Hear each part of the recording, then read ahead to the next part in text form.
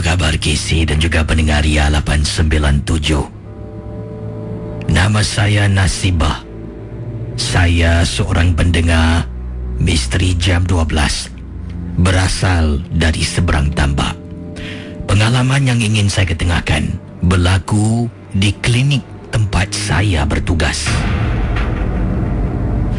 Pendengar Ria 897 FM, mungkin kisah yang saya alami ini kalau diceritakan susah untuk dipercayai. Akan tetapi inilah pengalaman yang sebenar, kisah yang tak dapat dilupakan. Pendengar Ria 897 Nasibah memberitahu kisah peristiwa yang tak dapat dilupakan.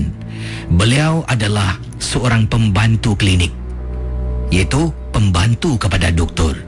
Setiap pesakit yang datang, beliau akan daftarkan dan kemudian akan uruskan segalanya, memberi obat dan sebagainya. Klinik assistant, kata Nasibah. Saya pendengar dari Johor, dari sebuah klinik Skudai, dan pengalaman peristiwa berlaku pada hari Isnin. Dah nak masuk malam Selasa. Rakan-rakan MJ12, Nasibah meneruskan kisah. Kalau hari Isnin, lazimnya klinik yang saya bertugas ini tutup pukul 11 malam. Kecuali hari-hari yang lain, pukul 3 pagi barulah klinik akan tutup. Cuma setakat pada hari Isnin saja. Isnin 11 malam klinik akan ditutup. Pendengar Ria 897. Jadi waktu itu merupakan hari Isnin nak masuk Selasa. Pukul 11 malam klinik dah tutup. Saya dah tutup pintu. Doktor pun dah angkat bagnya dan keluar dari klinik dari pintu belakang, di mana dia letakkan kenderaannya di sana. Saya orang yang terakhir. Saya akan keluar dari pintu depan sebab saya letak motosikal saya di hadapan tempat letak kereta di depan klinik, kata Nasibah. Setelah saya dah kemas, saya orang yang terakhir yang keluar dari klinik. Saya akan turunkan shutter, saya akan tutup pintu besi, kemudian ditutupi dengan pintu kaca, baru saya kunci kesemuanya. Alangkah terperanjatnya Casey, pendengar Ria 897. Nasibah memberitahu dalam kiriman email, bila saya berada di luar nak kunci pintu, sedang berjalan Casey, seorang perempuan sedang pegang perutnya dalam keadaan hamil, jalan perlahan-lahan menuju ke arah saya. Saya terpandang sebab nampak ada orang bergerak. Bila saya toleh, Casey, dari nak kunci pintu klinik, saya tak jadi, saya membantu wanita tersebut. Astaghfirullahalazim, kakak, apa dah jadi ni kak? Casey, bila saya lihat wanita itu jalan, kaki kiri dan kanan berlumuran dengan darah Casey. Klinik dah tutup, doktor dah balik ni. Saya terpaksa keluarkan telefon bimbit. Saya telefon doktor. Doktor sedang memandu. Saya beritahu doktor, boleh datang balik klinik tak doktor, ada kecemasan. Ada perempuan hamil, perlukan bantuan doktor. Dan saya beritahulah, wanita ini sedang berdarah dengan banyak dan takut kandungan apa-apa terjadi pada beliau. Doktor Casey pusing balik, namanya Zulkifli. Memang baik orangnya. Jadi Dr. Zulkifli pusing balik. Sementara menantikan doktor datang, saya buka pintu klinik semua. Saya arahkan kakak tersebut masuk dalam bilik rawatan. Jadi doktor pun sampai, kemudian doktor masuk dari pintu belakang. Doktor tanya saya, mana pesakitnya? Doktor dalam bilik rawatan. Saya pun keluarkan barang-barang Casey, keluarkan perkakas yang saya rasa doktor akan gunakan. Kemudian doktor keluar. Nasibah, awak nak gurau dengan saya Dalam bilik rawatan tak ada orang. Doktor jangan main-main lah. Tadi dekat luar.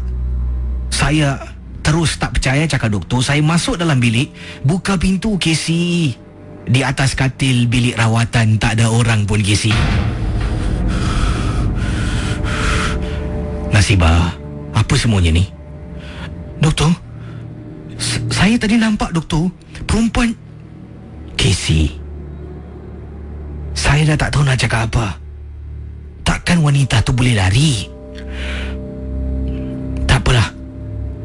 Doktor boleh tolong saya tak doktor? Hantar saya balik boleh tak? Saya tak beranilah nak tunggang motosikal seorang-seorang. Pendengar Ria 897, sekali lagi Dr. Zulkifli yang baik sangat. Saya kunci pintu kedai ataupun pintu klinik dari luar. Kemudian saya dengan doktor jalan, sebab pintu klinik tersebut tidak boleh dikunci dari dalam. Pintu yang terakhir harus dikunci dari luar. Jadi bila dah kunci pintu belakang, dah kunci pintu depan, kita terpaksa kena jalan hujung rumah kedai, pusing satu pusingan dan menuju ke arah kereta. Sedang berjalan, Casey, sedang berjalan, doktor tanya, Nasibah, tadi sebenarnya apa yang berlaku? Doktor, saya betul doktor. Saya nampak tadi doktor, ada perempuan ni hamil, kakinya berlumuran darah doktor. Saya tak tipu doktor. Saya percaya awak. Tapi tak apalah. Dah. Jadi bila pusing, jalan dekat belakang Casey, meremang bulu rumah saya. Pukul 11 malam Casey, tempat tu dah sunyi, dah tak ada orang. Sampai dalam kenderaan, saya pejam mata, saya baca dan baca. Syukur Alhamdulillah, katanya Nasibah. Doktor itu hantar saya sampai ke rumah. Itulah pengalaman saya, peristiwa yang tak dapat dilupakan. Sampai sekarang saya tak tahu siapakah wanita itu. Adakah beliau merupakan mangsa kemalangan jalan raya, mangsa kemalangan yang lain-lain, saya tidak pasti. Tapi yang pasti, saya diganggu, Casey. Terima kasih. Selamat tengah malam, Nasibah, seorang pendengar. Ian ingin berkongsi peristiwa, pengalaman yang menghantui beliau apabila beliau bertugas pada waktu malam. Katanya Ian, saya bertugas di waktu malam sebagai seorang technician di salah sebuah factory di Singapura. Pengalaman yang ingin saya ketengahkan ini adalah sesuatu yang cukup menakutkan. Factory yang saya bertugas ni ada yang menggunakan tenaga kerja manusia, ada pula yang menggunakan robot ataupun mesin untuk melaksanakan beberapa proses. Jadi factory yang saya bertugas ini, katanya Ian, terbagi kepada beberapa tingkat.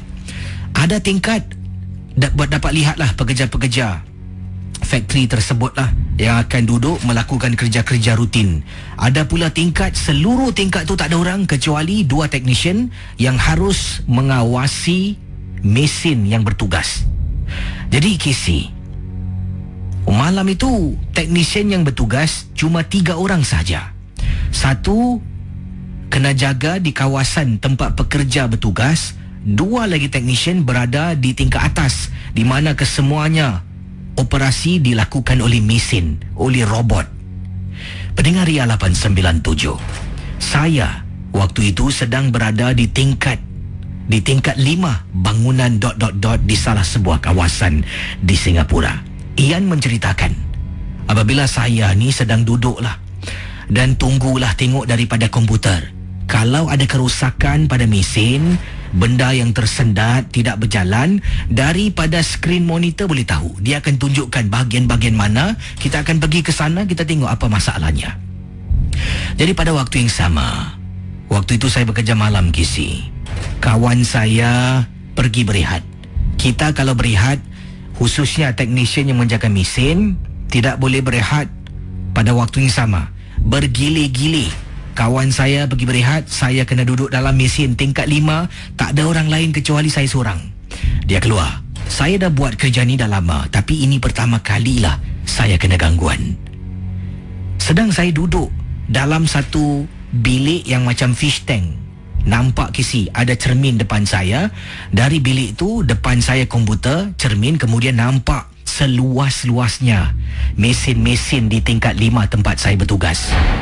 Tiba-tiba Casey, sedang saya duduk, saya sedang buat calibration salah satu mesin, saya ternampak dari hujung sampai ke hujung ada perempuan lari. Pendengar Ria 897, Ian menceritakan lagi. Bila saya nampak, saya terperanjat. Saya fikirkan mungkin saya tersalah pandang. Jadi saya tengok, dah tak ada. Tapi bila saya pandang ke bawah, sedang tengok mesin buat calibration, katanya Ian, rasa macam orang lari, Casey.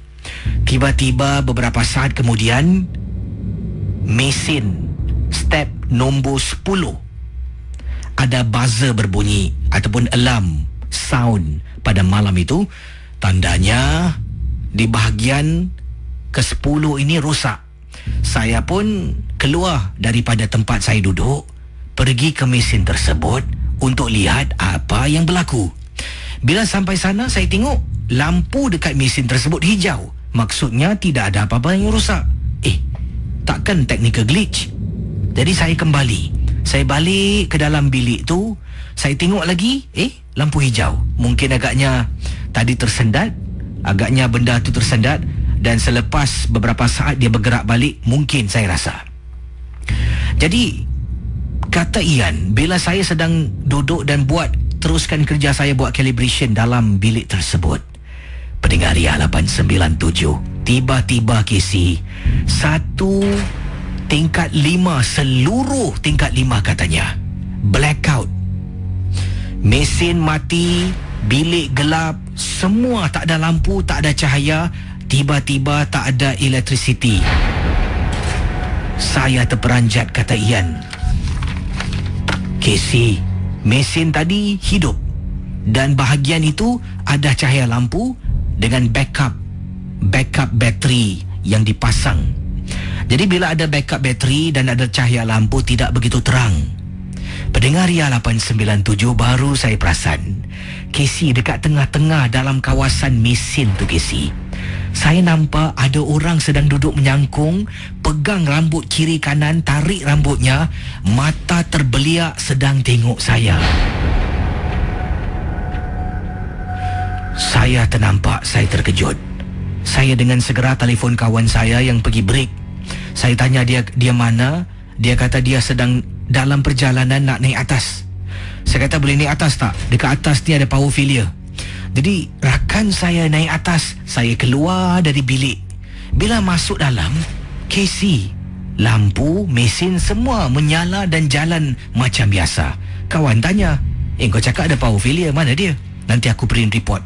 Bila periksa KC, print report, dalam report tak ada pun cakap power failure. KC, saya mati-mati saya nampak KC. Tempat saya bertugas dalam factory tingkat 5 tu KC, dalam production line, katanya Ian. Beberapa saat lampu, mesin semua berhenti dan tidak bergerak. Itulah pertama kalinya saya terkena gangguan setelah lebih kurang nak dekat setahun lebih saya bertugas di production salah sebuah factory di Singapura.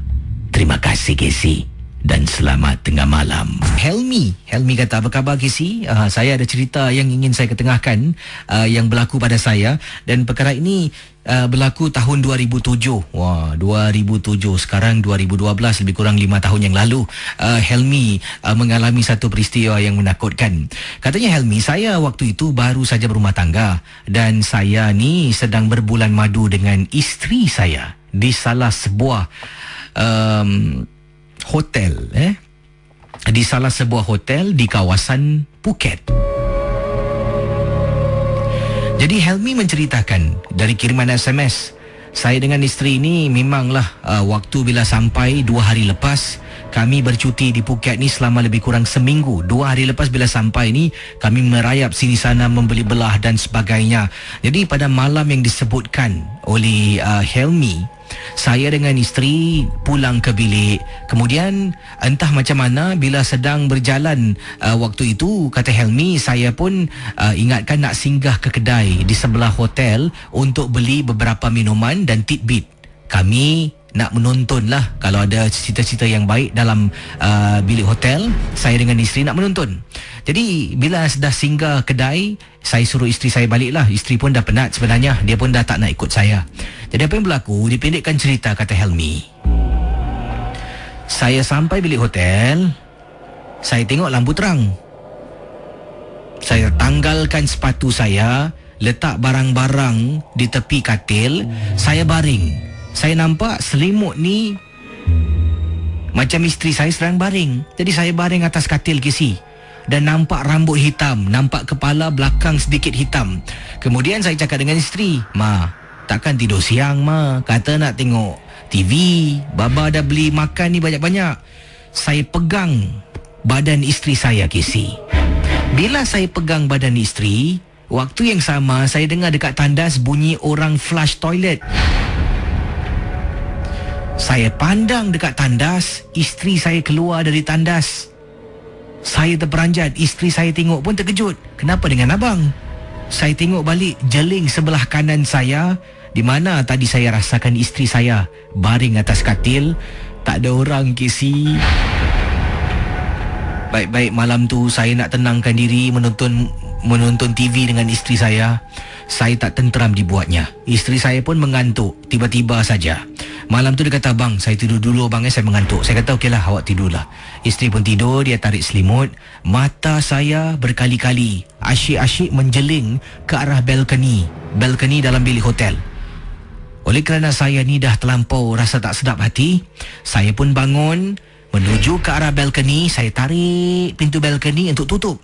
Kemudian bila nak tarik langsir, Casey, terperanjat saya, Casey. Sedang saya nak tarik langsir, tiba-tiba ternampak macam sesuatu di sebalik satu pohon kecil. Dalam pasu tu ada pohon kecil diletakkan dekat balkoni.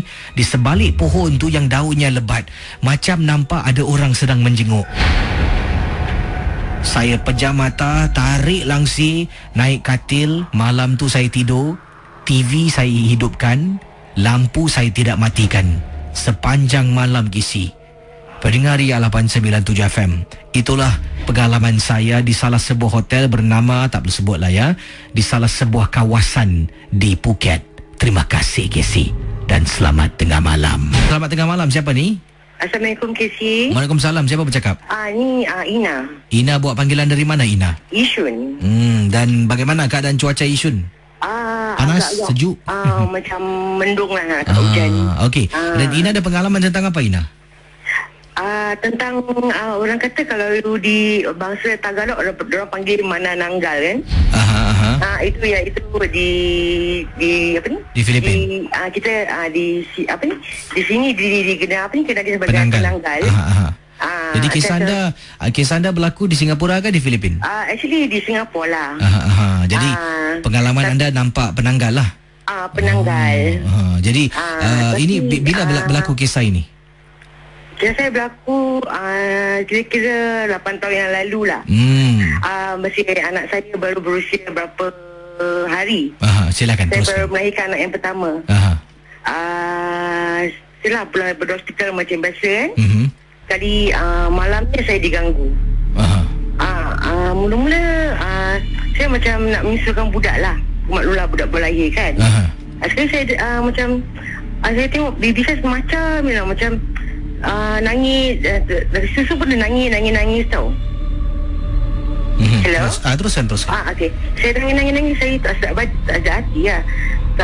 Time tu suami saya tengah kerja malam kat saya bertugas malam. Jadi apa ni, saya gabra Kisi. Maaf ya, Kisi. Tak apa, bertenang. Okay. Lepas tu masih saya ingat yang tu saya dengar macam bunyi siulan tau. Macam daripada semua gitu. Sekali saya kata tak apa-apalah. Saya susukan budak lah. Macam dah susu, dia macam menangis. Berminit nangis dah balik. Nangis tak berhenti tau.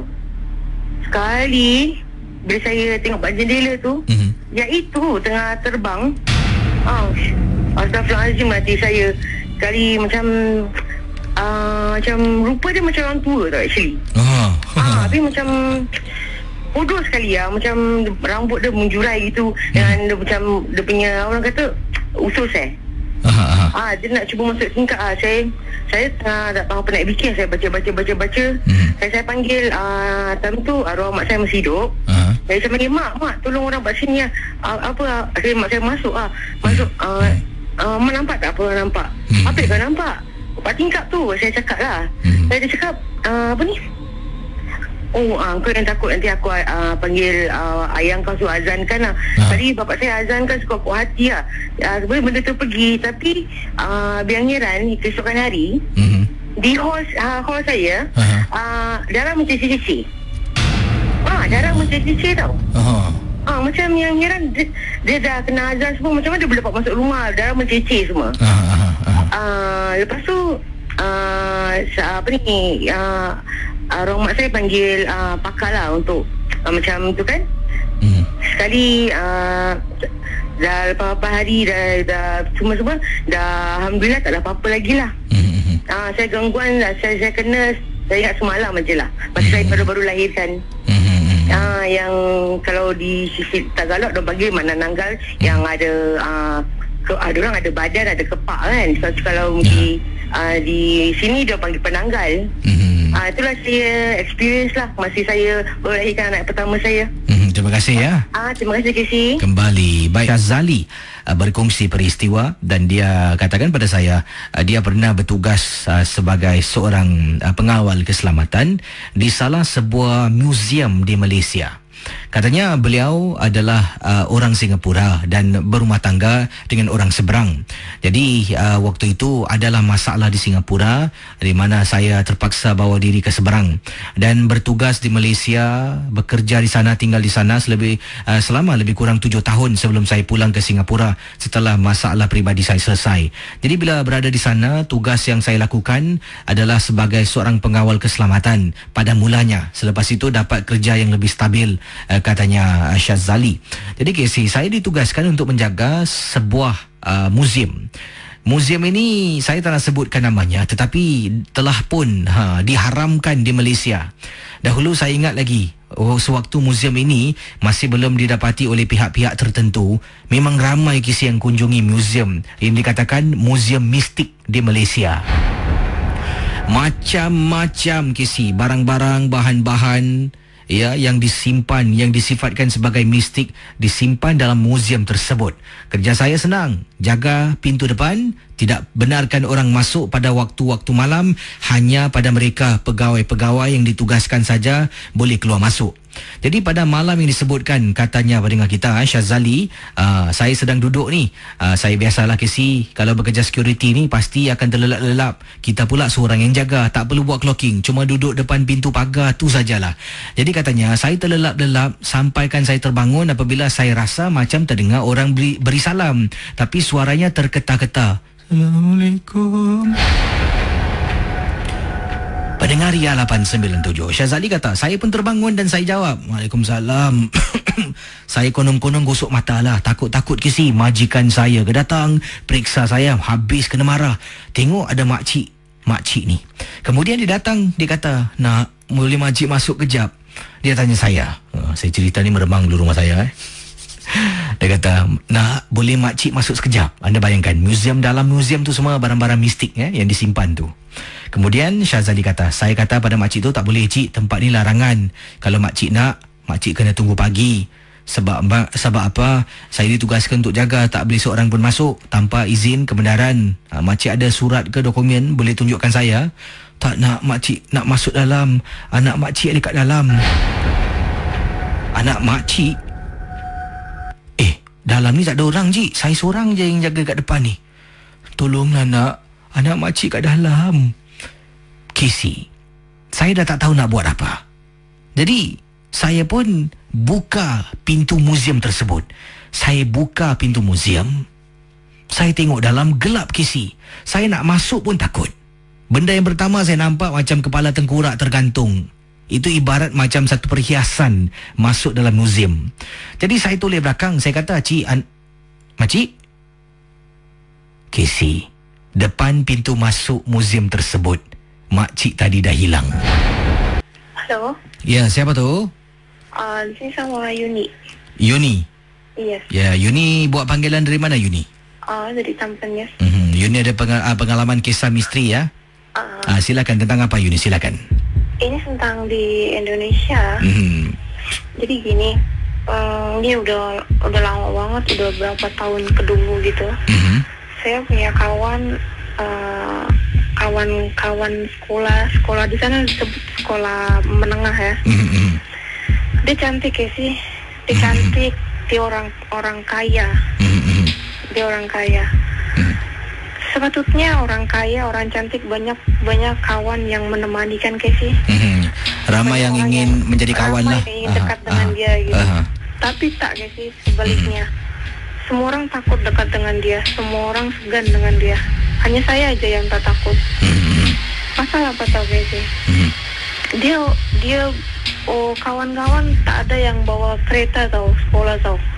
Tapi dia bawa kereta tau. Tak ada orang satupun gitu yang berani dekat dengan dia. Pasal kawan saya bilang, banyak orang bilang katanya keluarga dia itu mau muja sesuatu lah Casey untuk mencari suatu kekayaan lah Casey. Macam itulah.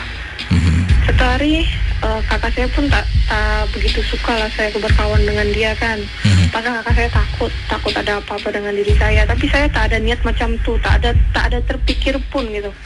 Karena saya kasihan dengan dia, tak ada satu kawan pun yang mau berkawan dengan dia Casey. Dia pikir saya ini adalah segalanya karena tak ada orang mau berkawan dengan dia. Dan satu hari itu kakak saya selalu cakap dengan saya, kamu boleh main dengan dia tapi hati-hati.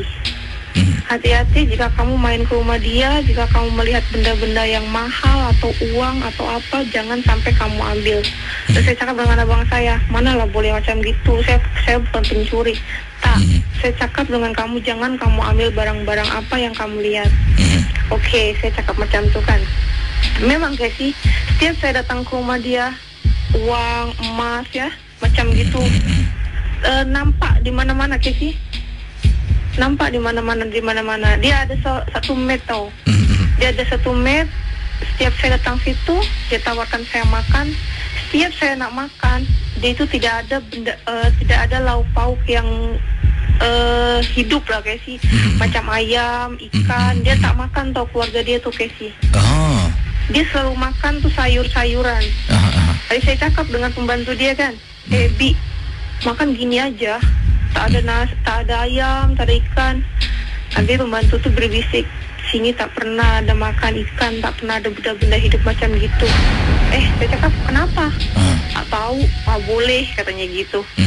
Habis itu kawan saya tanya, mau makan nggak? Nggak ada apa-apa, kangkung. Kasih tahu kangkung kan? Macam tu lah, kangkung, bayam macam tu. Habis saya cakap, pengen makan ayam lah. Dan teman saya cakap, boleh makan ayam tapi di luar, tak boleh di sini. Saya tahu pasal, tapi saya tak kisah lah, saya tak tahu lah Casey. Kayak gitu kan, saya singkat cerita ya Casey ya. Banyak orang yang cakap ibu dia, khususnya ibu dia itu menyupang, disebut memuja lah Casey. Memuja sesuatu benda macam tu. Dah, herannya 3 tahun sekali Casey, keluarga dia itu ada salah satu keluarga dia yang meninggal Casey. Abang dia 2 itu meninggal bersilih hanya 3 tahun tau Casey.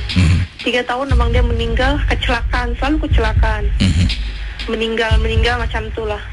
Suatu hari nenek dia meninggal tuh Casey. Pulang dari rumah dia meninggal terselip kereta lah, bus lah. Habis itu ibu dia cakap dengan saya, pasal saya macam dekat sangat lah dengan keluarga dia. Ibu dia bilang, ini kamu bisa menginap di rumah sini tak? Pasal ibu semua keluarga mau pergi ke rumah nenek Nia lah, kawan saya nama. Saya bilang oke bu, apa-apa. Habis saya minta izin sama keluarga saya lah. Keluarga saya tak izinkan, tapi macam oke lah, nggak apa lah, kasihan lah. Casey, malam ni malam-malam yang betul-betul sangat, tahu lah Casey, menakutkan sangat. Dan alamak, dan saya tidur. Biasa kan perempuan kita tak bisa tidur lah, bercakap-cakap. Rumah dia besar Casey, sangat. Rumah dia macam, bagi saya macam istana lah Casey. Kita cakap. Habis kawan saya tanya lah sama Casey, sama saya. Dia bilang, Yuni, saya mau tanya sama kamu. Apa, betul tak ya ibu saya tuh menyupang, memuja benda-benda macam itu? Saya cakap lah, mana saya tahu, tak ada lah. Kamu kenapa? Orang tak pernah ada yang berkawan dengan saya, tak mau berkawan dengan saya. Kita tengah cakap-cakap Casey. Tahu tak Casey, apa yang saya dengar Casey? Suara laki-laki bercakap, punten. Ini bahasa Sunda tau Casey. Yang dalam artian permisi. Tapi saya nak cakap lah, saya nak jawab, kawan saya otomatis Casey tutup mulut saya. Macam dia minta tumpang lalu gitulah. Iya. Terus kawan saya tutup mulut saya. Dia bilang, jangan kamu jawab. Itu bukan punten, tapi itu bunte. Tahu tak artinya kayak si bunte? Apa tuh? Saya ambil, macam gitu.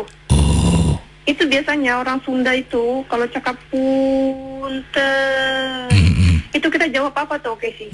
Mangga itu silahkan. Macam pernah yang diceritakan lah oleh pendengar Radio Ria, tiba-tiba sedang mereka duduk di ruang tamu, tiba-tiba orang beri salam, Assalamualaikum. Jadi kalau dijawab salam tu kata orang macam membenarkan benda itu masuk. Jadi ya serupa gitu. Betul, Casey. Tahu tak, Casey? Saya punya dengar suara itu berkali-kali tau, Casey. Macam jauh tapi macam dekat. Saya ulang lagi ya, Casey. Dia cakap lagi terus. Punten. Alamak, Casey. Saya macam takut. Kawan saya pun takut, Casey. Wah.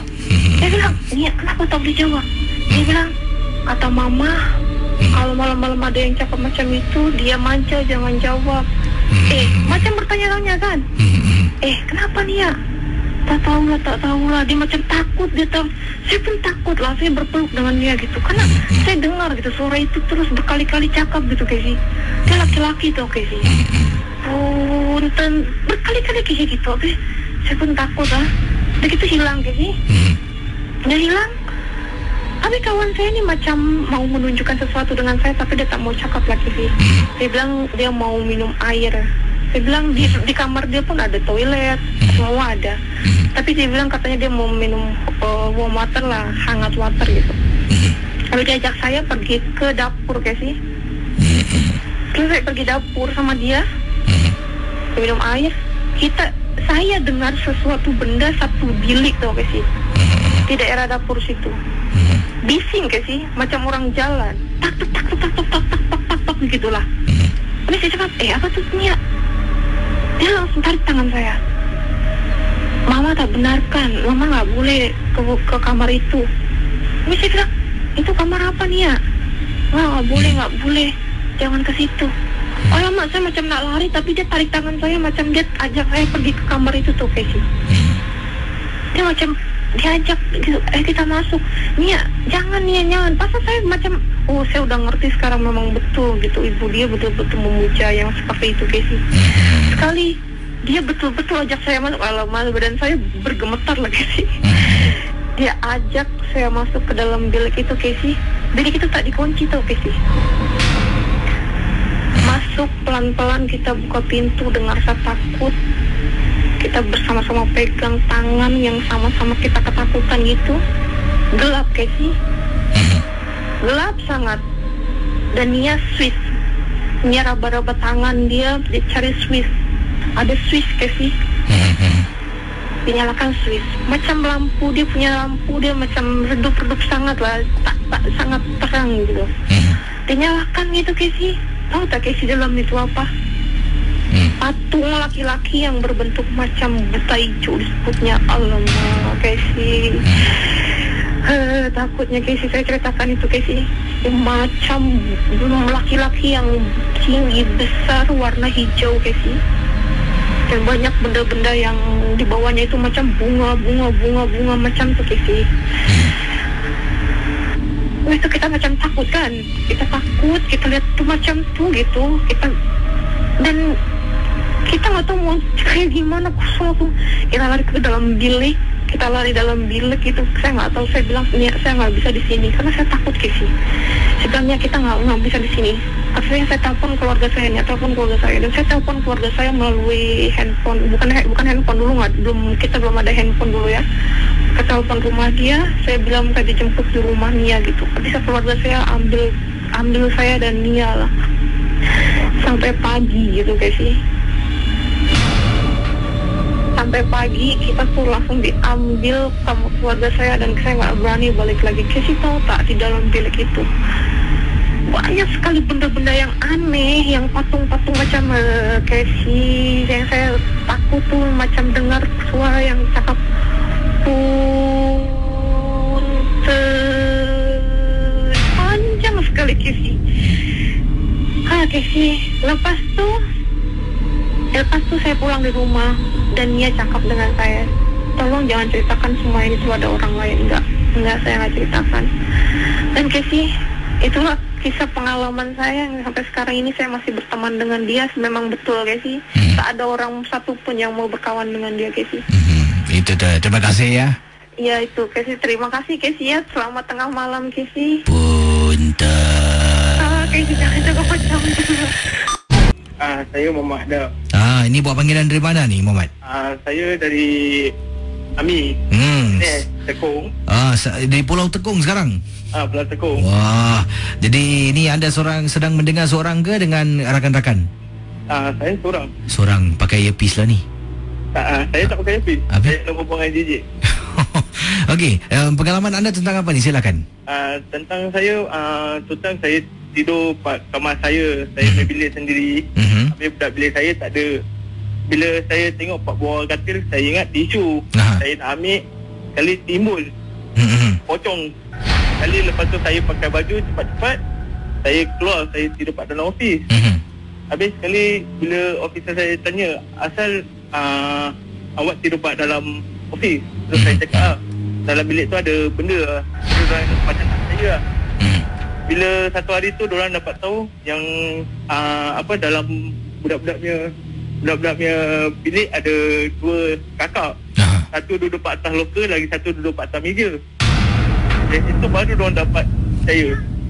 Baru mereka percayalah apa yang anda ceritakan. Baru diorang percaya. Pasal kat sini Tekong, pasal Pak Tekong sini berantu lah.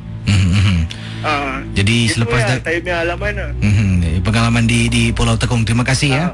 Okey, sama-sama. Kembali. Baik. Yang ni daripada Lina katanya, apa khabar Casey? Khabar baik. Saya ingin berkongsi satu peristiwa tentang tadi Casey ada buat bunyi-bunyi suara seram.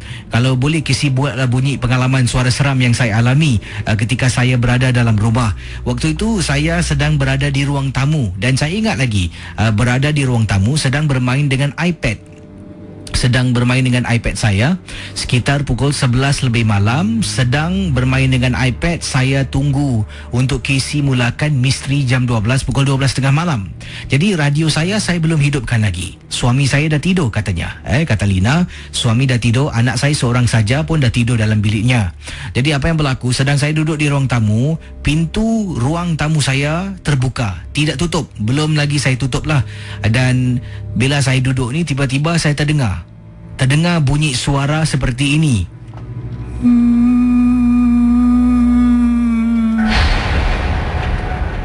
Daripada saya bermain permainan di iPad, saya terhenti seketika sebab pintu saya betul-betul dekat belakang sebelah kiri. Jadi saya terhenti, saya toleh perlahan-lahan. Dalam hati Casey, macam-macam saya baca Casey. Apa yang saya ingat, apa yang saya tahu, itulah saya baca dalam hati. Tiba-tiba tak nampak apa-apa. Mungkin agaknya perasaan saya. Jadi saya terus main game lagi Casey. Teruskan permainan saya di iPad. Kemudian beberapa minit saya dengar lagi.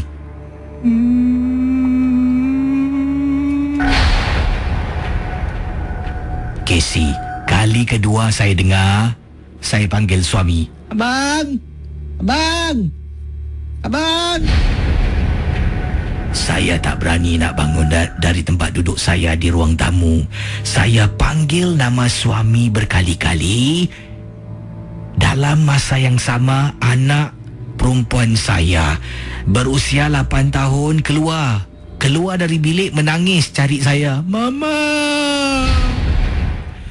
Saya tanya anak saya kenapa. Barulah saya boleh bangun berani sebab nampak anak. Suami pun dah keluar dari bilik. Saya peluk anak saya tepuk belakang.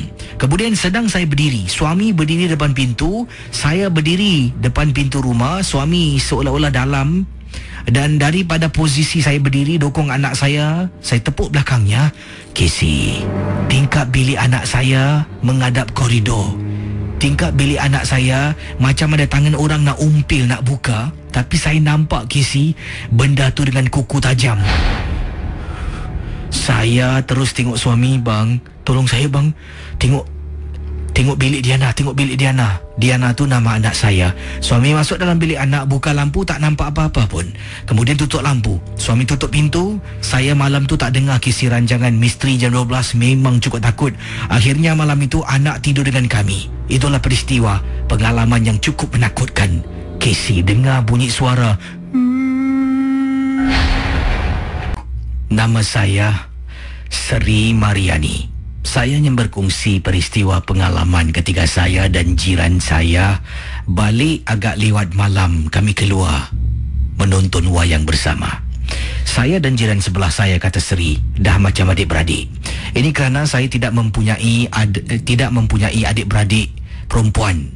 Kesemuanya saya ada 3 orang abang dan saya anak bongsu dalam keluarga. Jiran saya di sebelah dah macam adik-beradik. Kami keluar bersama menonton wayang. Kami dah jadi best friend, Casey. Kata Seri, pengalaman ketika kami menonton midnight movie. Selepas menonton, jiran saya ni dia memandu. Dia pandu pulang ke rumah. Dalam perjalanan dia boleh tanya saya, nak singgah tak Bukit Brown? Kami tinggal di kawasan Bishan. Jadi daripada kawasan yang kami gunakan adalah kami daripada kawasan bandar menggunakan Stevens Road. Kemudian memasuki kawasan jalan yang disebutkan di sini, Baik, saya rasa bolehlah saya sebutkan, Dekat kawasan ni, jalan yang disebutkan di sini Mount Pleasant Road. Dari Mount Pleasant nak keluar pulang ke rumah kami di kawasan Bishan tu kena potong jalan gunakan Thompson Road. Jadi kata Seri, tiba-tiba jiran saya yang memandu tanya, nak pergi tak Bukit Brown? Pendengar Ria 897 FM. Saya tanya, kau tahu pergi ke? Dia kata tahu. Jadi dia masuk, dia pusing satu pusingan jalan dekat Loni tu. Kemudian sampai dekat rumah banglo, dia belok. Dalam perjalanan nak masuk dalam, tiba-tiba saya tukar kisi fikiran. Saya kata pada dia, tak nak lah, aku tak sedap hati lah. Kita pusing balik boleh? Dia kata tak apa, tak payah masuk dalam, aku tunjukkan kat luar je. Dia pandu sampai satu lorong, dia masuk dalam. Saya nampak dari jauh ada pintu gerbang, Kisi. Pintu batu gerbang besar. Dan dia kata, ini dalam ni kalau kau masuk Bukit Brown. Jadi Kisi, pendengar Ria 897, diceritakan oleh Seri. Kemudian bila kawan saya nak U-turn, apa yang berlaku, saya ternampak ada perempuan Cina sedang berdiri betul-betul dekat pintu gerbang. Saya pun tegur kawan saya kata, berani betul nyonya ni malam-malam kat sini, Kawan saya tengok, dia kata, engkau biar betul, mana ada nyonya. Ya Allah, Kisi, saya dah tegur, Kisi, saya dah tegur. Pendengar Ria 897, dari kawasan Bukit Brown masuk Loni Road sampai ke Bishan rumah kami, saya dengan kawan saya tidak bercakap. Kami terdiam kerana terperanjat, Casey, tentang penampakan saya yang tak dilihat oleh rakan jiran sebelah saya ini. Bila sampai di rumah, beliau masuk ke rumahnya, saya masuk ke rumah saya. Saya pun ikutlah petua orang-orang tua, cuci kaki, cuci muka. Setelah saya buat itu semua, dah salin pakaian, saya pun masuk ke dalam bilik saya buka lampu dan takut nak tutup lampu. Sedang saya baring, ada orang ketuk tingkap. Saya ingatkan jiran sebelah. Saya buka tingkap, tengok di luar tak ada orang. Saya telefon jiran saya berkali-kali, dia tak jawab. Kemudian bila dia nampak miss call, dia telefon saya. Dia tanya, kau call aku ada apa? Tadi kau ketuk tingkap aku Tadi aku kat tandas. Casey, tiba-tiba saya dengar suara nyaring di luar tingkap rumah saya. Waktu itu tingkap dah ditutup. Saya angkat bantal, saya tidur di ruang tamu, Casey, seorang diri. Itulah pengalaman, peristiwa yang tak dapat saya lupakan. Terima kasih dan selamat tengah malam, Casey. Ya, hello, selamat pagi, boy. Apa khabar? Khabar baik. Boy buat panggilan dari mana, boy? Saya dari Juruk. Kisah boy tentang apa? Silakan. Kisah saya tentang rumah lama saya di Bedok Reservoir. Silakan. Time adik angkat saya keluar malam-malam, dia keluar time maghrib Pak. Lepas tu dia jalan-jalan dengan mata dia tempat pasir ris, tempat orang cakap apa, kandang kuda Bila dia balik, dia tak mandi, tak cuci kaki, tak cuci muka. Lepas tu dia balik masuk bilik, dia tidur. Habis satu hari tu saya demam panas. Lepas tu saya minum air ustaz kasih. Terus dah okey. Lepas tu adik perempuan saya kena. Lepas tu adik perempuan saya demam panas. Lepas tu adik perempuan saya macam ketawa sendiri lah. Lepas tu bila saya pun tak tahu macam mana nak buat kan.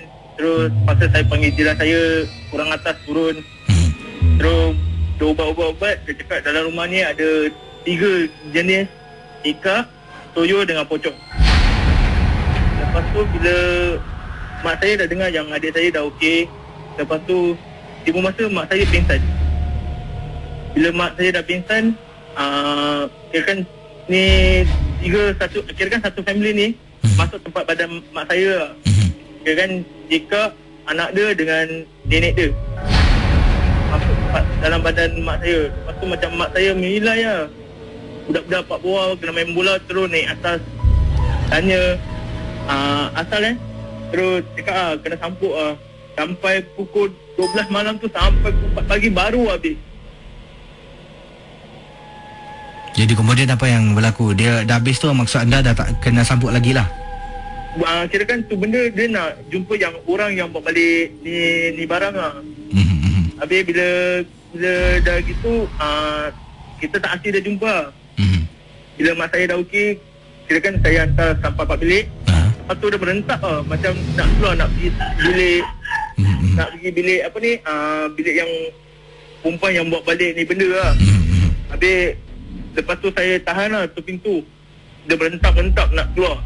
Terus bila saya punya jiran punya bapak baca Yasin, rabukan garam dengan tadi hitam semua, 4 penjuru. Lepas tu dapat tu benda ada 4 bawah, 4 tingkap. Kira-kira depan rumah saya ada satu pokok yang besar punya. Tu benda 4 era pokok sana. Jadi bila dia turun, dia ambil satu paku, dia ketuk. Dia tak tahu lah baca apa lah. Lepas tu benda dah tak ada lagi lah sampai sekarang. Bila saya dah pindah, saya sekarang tinggal Bedok North. Dah tak ada apa-apa lagi lah. Semua alhamdulillah. Terima kasih ya. Okey, sama-sama. Kembali. Halo Ria. Boleh. Jadi kalau ada yang nak telefon, boleh hubungi saya segera di 669-11897.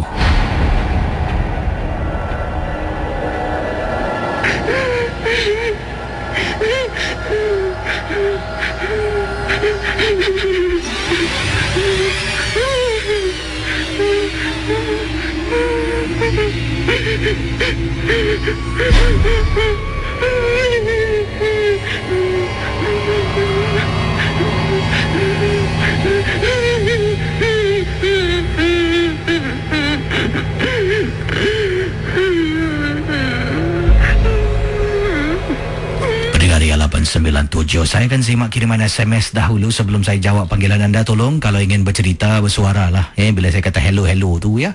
Yang ini daripada Amir, katanya, apa khabar Gizi, kabar baik.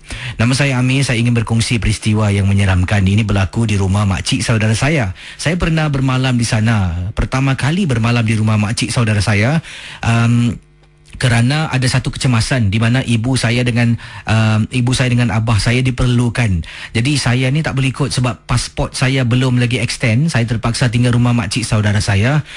Dipendekkan cerita, malam tu saya tak boleh tidur. Saya duduk di ruang tamu bermain dengan iPhone saya. Apabila saya ternampak ada perempuan keluar dari bilik makcik. Saya ingatkan tu makcik saya lah. Dia masuk ke dapur tapi gelap. Saya pun bangun. Memang niat di hati nak masuk dapur ambil air, tapi rasa takut pula. Jadi saya bangun dari ruang tamu yang bercahaya. Saya buka lampu, masuk dapur, saya buka lampu lagi.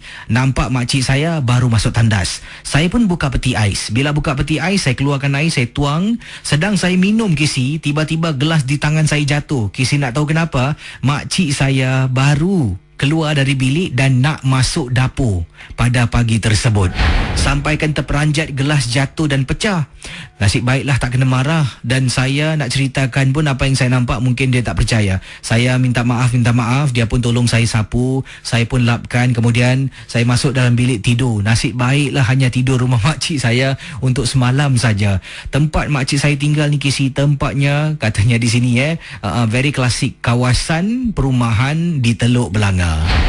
Hello, selamat pagi. Halo Casey, apa kabar Ren? Ada kronik kes ya Pak Raden ya? Ya, silakan. Ya, ini Pak Raden nak cerita Casey.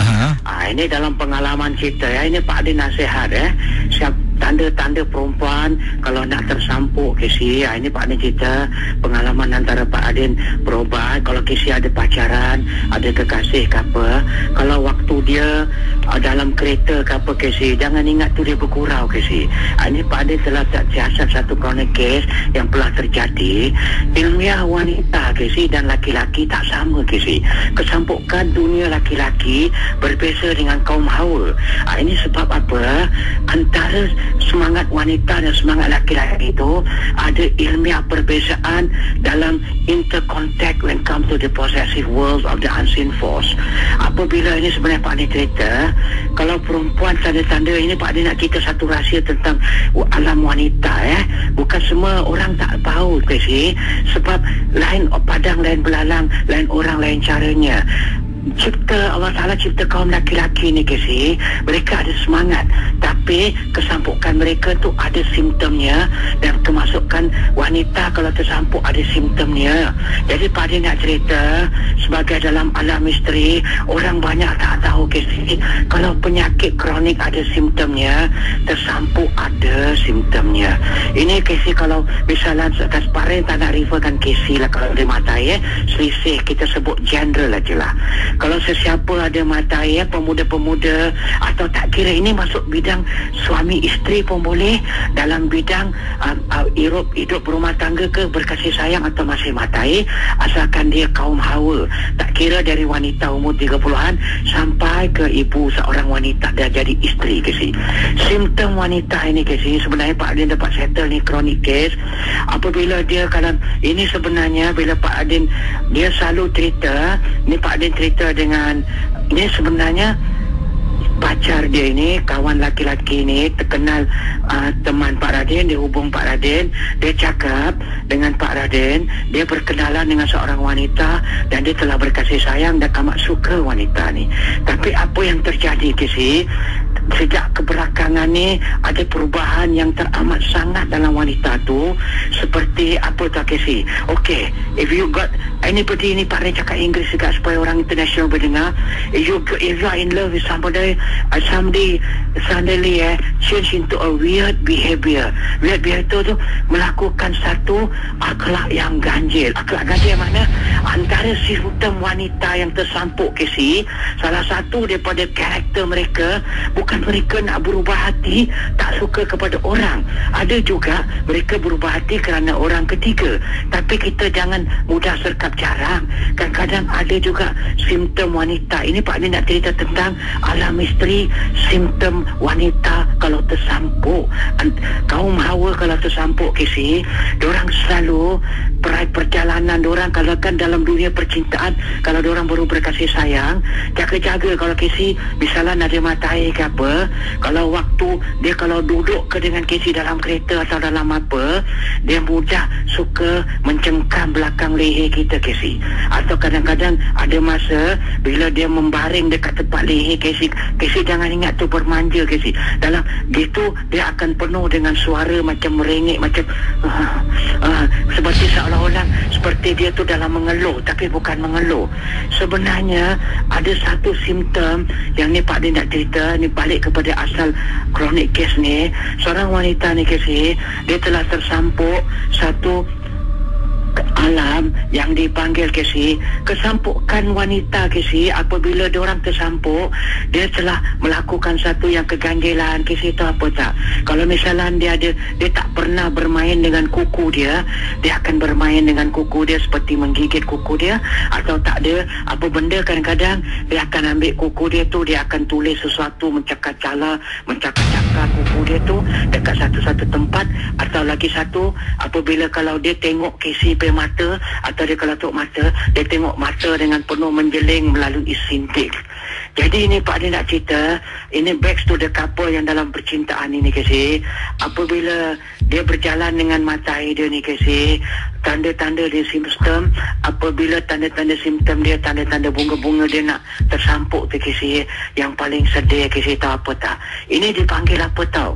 Time bomb explosion that is unexpected from a possessive woman that being possessed by this symptom. Ini yang dia tersampuk Casey tahu apa tak dipanggil? Dia tersampuk oleh kata apa tak Casey? Oleh satu benda yang tertegur Casey. Puncanya dia tertegur Casey. Taklah wanita, orang perempuan kadang-kadang Casey, dia jangan cakap satu, dia punca dia balik satu tempat. Anybody kawan-kawan perempuan, anak-anak dara atau isteri orang, Pak Cik mesti hantar Pak Adin nasihat, jangan kalau balik satu expressway, dia tegur ke siapa tak satu tempat expressway, dia cakap sini banyak tempat roh sesat yang mati, banyak dekat sini.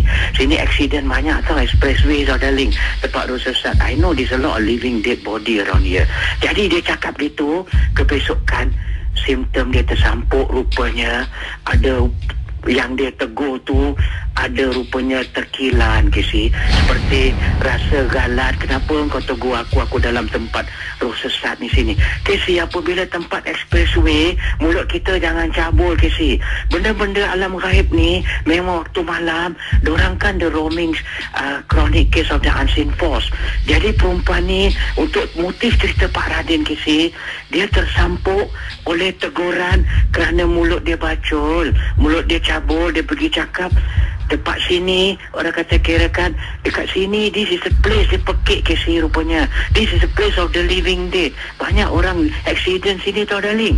Dia cakap tu, dia ketawa, dia bergurau, tapi tanpa dia sedar gurauan senda dia tu tersensitif alam gaib, dan akhirnya dia masuk antara daripada roh yang mengganggu benda tu Casey, yang accident tu telah masuk dalam badan dia, telah adalah satu simptom, iaitu apa tak Casey?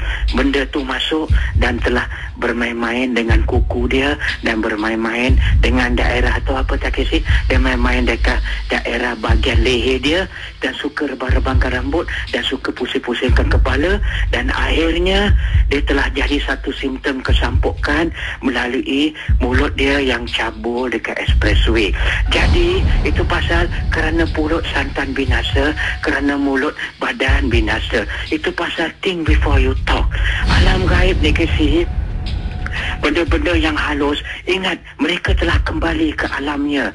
Tapi apabila mereka mati dalam kecelakaan, the spirit is being thrown away to the world, and they become the roaming spirit of the unseen force, dan mereka akan jadi benda.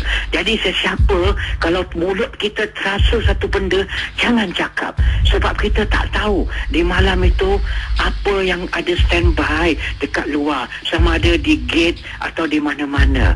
Jadi kalau wanita tersampuk Casey, tanda-tanda Casey, simptom wanita tersampuk, dia selalu akan rasa resah dan gelisah.